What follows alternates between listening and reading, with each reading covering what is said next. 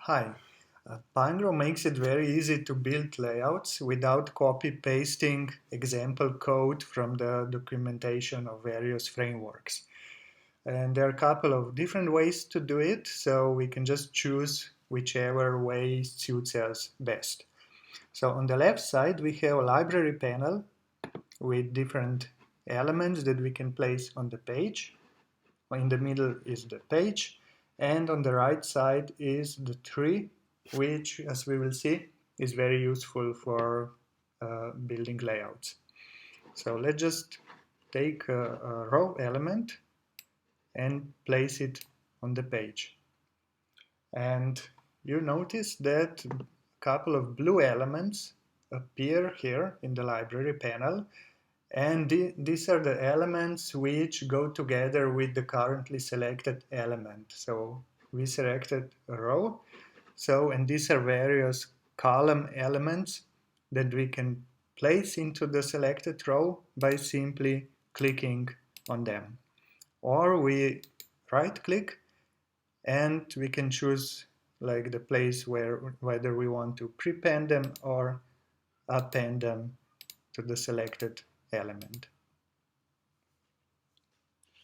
And you can see like whenever we put something on the page, the structure in the tree gets updated accordingly.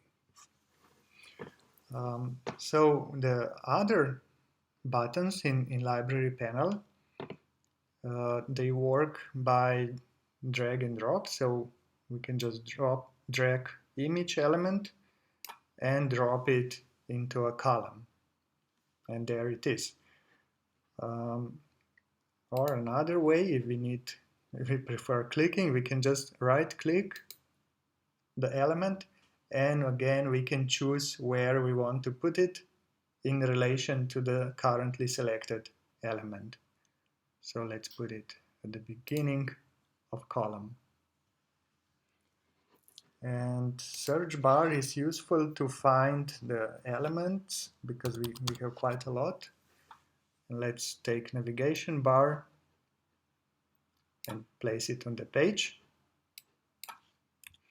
And you see again we got like blue buttons that help us to quickly insert various navigation bar elements into the selected bar.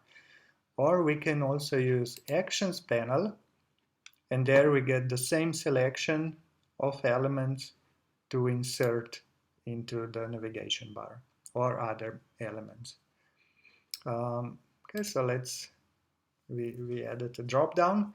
So if we want to test it, to open it, because if we just click, it will get selected.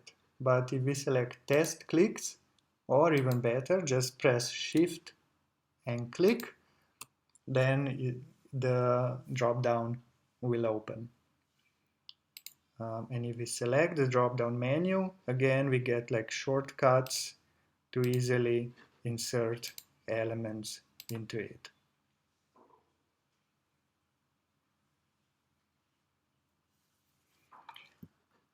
And another way how we can add elements to the page is by using the tree. So this gives us the best control over the placement of elements. So if I can take the image and I don't drag it on the page, I drag it to the tree, to the exact place where I want to put it.